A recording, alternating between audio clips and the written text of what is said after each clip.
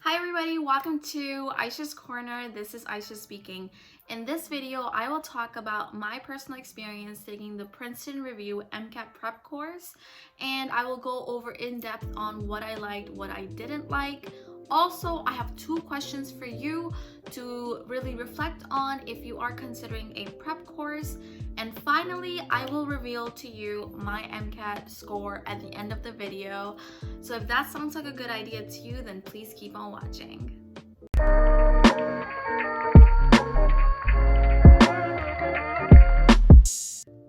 Welcome back. So before we begin, I ask you to please click the subscribe button down below and the bell icon for post notifications. I am a new YouTuber and I really appreciate your support.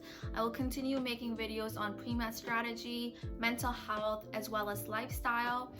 So let's just begin. Now, I took the MCAT back in 2018 and I retook the MCAT again in 2019. If you haven't watched my video on MCAT CARS, please do so. I mainly retook it because I had a very low CARS score.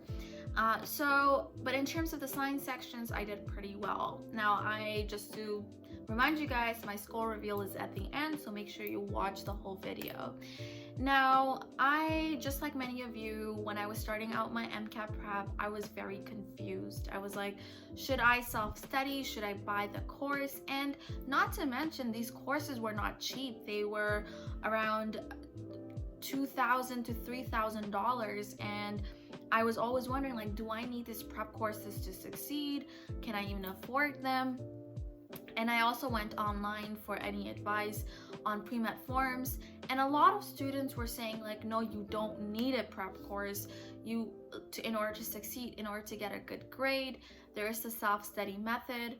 But again, because I had nobody in the family that has done that before, I really wasn't sure what the right path was, and I thought that a prep course would guide me in the right direction, would tell me what to do, and etc. So I went ahead and I purchased Princeton Review MCAT prep course. It was called MCAT Ultimate 123 Hours, and it cost me 2,417 Canadian dollars.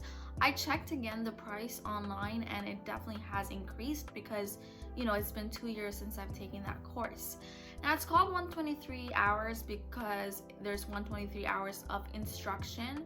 They will go over all the subjects on the MCAT, including biochemistry, organic chemistry, chemistry, all the fun subjects. They go and do it in the classroom. Yeah. And also, I remember we had like 3-hour classes, and it was all days of the week except for one day we would take a break. And in the class, they would go over theory and practice questions. And I was supposed to take this class in person, but unfortunately, for some reason, they weren't able to book the venue or something like that. So it got moved to the online instruction. And they also gave you access to this thing called Netflix, which are a bunch of videos that help you understand the concepts. And finally, that prep course included all the prep books, Princeton Review full-length test, which are, the full length. It has all the questions, and AMC materials, as well as 2 additional Princeton Review books. And that included the CARS workbook that I talked about in this video. Now, bearing in mind that we got all these things, I still wish I didn't take the course. And I will go over the reasons why, but I just think that it was not worth the money. Now, I will let you know why I thought that. So when I was taking the class, it was around 12 to 15, 20 people along with me, and they mimicked your typical college/university classroom, where the instructor was just, teaching and we're listening. People are asking questions. But you know what? After spending $2,000 plus money, I just found that it wasn't personalized enough. MCAT, there's like so many subjects, so many subject matters. You have different strengths and weaknesses. So it doesn't make sense time-wise to spend equal amounts on every different topic, as well as we went at the pace of the slowest student. So imagine you can have such an individualized, personalized study session, but instead you're with like 15 other people and you're kind of going in that general pace. And I don't know, I sat down and I was like, okay, this is not a good use of my time. I'm sitting in this class for 3 hours. I'm not really retaining the material as much as I could. It's just me listening to a lecture passively. And this is not a good use of my time, because 3 hours, you can realistically put so much practice within those 3 hours, as well as content review. And I was like, I'm just not having it right now. And I decided to basically skip the lectures altogether. And on the MCAT, it's all about practice. You know, if you are spending majority of your time reading the textbook passively, and let's say like 75% of that time is just passive reading and learning all the little facts and stuff, and 25 is into practice, you're not gonna score very high, because MCAT, apart from the freestanding questions, they're not going to ask you a simple knowledge-based question. It's more application-based, where you read a passage, whether that's a lab experiment or a case, whatever, like, and then you answered based on that. So for me, it was like, it just wasn't a good use of my time. As well as they provided us with a schedule to follow. And I personally, again, this is all my personal opinion. There's people that really like this class, but for me, it was unrealistic. It had so many different little components per day. So not only we were expected to attend the lecture, we were expected to keep up with the readings, as well as do the practice questions. And then it was too much, and it was not really catered towards what I wanted to study. And so there was lack of personalization that, you know, that you have with these prep courses. Now, I wish, you know, and some people might say, okay, Aisha, like, that's how classes work. Why didn't you like think about that before? And for me, I took the prep course as a way to like keep me accountable, like keep me motivated. But I learned that motivation, it comes from within. And prep courses, even if you pay like thousands of dollars, they're not going to be on your back making you do the work. MCAT is a very self-motivated project. If you're not into it, no one can make you like study for it. And so what I did instead was I stopped attending the classes and I did self-prep. Now, the one thing that I didn't like about Princeton Review, and I think it's with Kaplan as well, there's no free trial. So you really, like, there's no way of students knowing whether the classes are good or bad. It's a crapshoot. So you have to buy it in order to like really assess whether it's doing you favors or not. And that kind of sucks. And I will try to find prep courses that do offer a free trial period, and I will link it down below in the description box. But I think that's one of its drawbacks, because had I taken the free trial, I would have been like, no, this is not right for me, and I would have never wasted $2,500, and I could have used that for something else. And also, I looked into the money back guarantee. I did not get my money back. And the money back guarantee is like, it sounds good, but it has a lot of conditions. So firstly, in order to get your money back, you need to make sure that you've completed all the assignments, you have attended all the classes, and there's the lower score something guarantee, where basically you have to take a diagnostic test from Princeton Review, and those diagnostic tests or those full lengths are actually very tough, and it's common for people to score below 500. So basically the money back guarantee is if you score lower than that, and if you've completed every single assignment of that prep course, then you get your money back. But that's very unlikely that you will get a lower score than your diagnostic, if you know what I mean. So I didn't get my money back, sadly.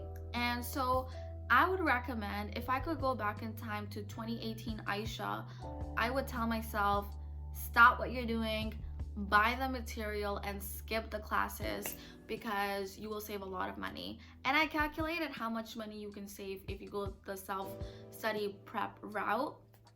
And here is the math. Okay, so if you bought, let's say, these are the materials that I definitely recommend, and I will be going in depth on my next video when I talk about how you can self-study. But these are the materials that I bought myself and that I recommend.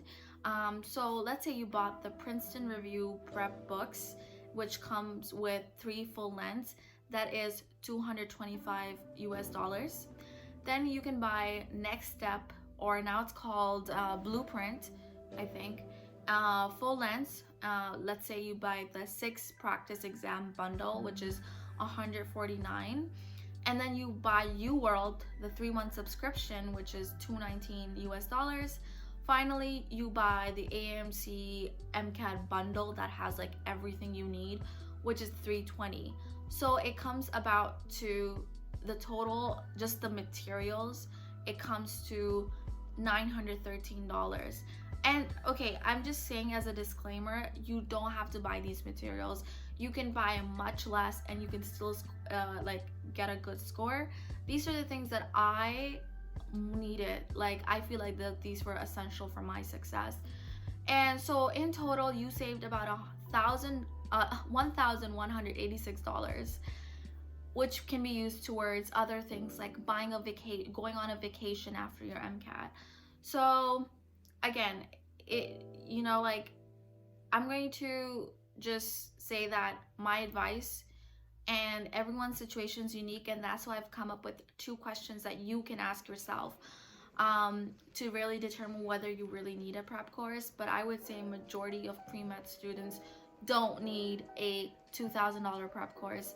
But again, everyone's situation is different and everyone's comfort level is different. So I always encourage self-reflection in my channel. And so, I am going to talk about 2 questions that you can ask yourself. So the first question is, have you completed all your prerequisites and done well in them? And when I say done well, if you've scored or if you've gotten an A or A+ in them.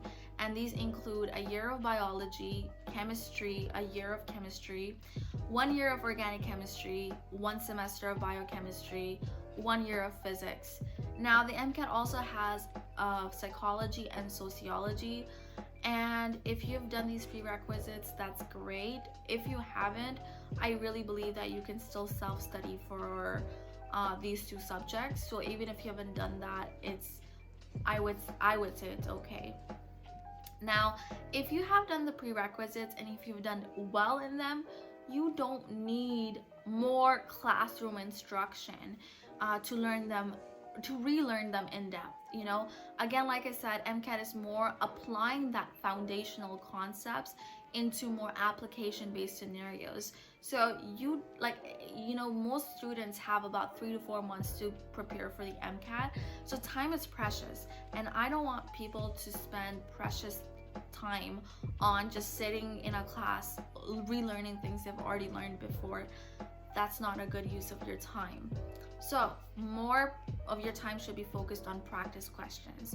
Now, if you haven't completed prerequisites, such as, let's say, biochemistry, which is a big part of the MCAT, or organic chemistry, and you really need to take the MCAT before you complete these prerequisites, then perhaps a prep course would be beneficial for you, because then you're learning that in the classroom environment and you can retain that information in a better way.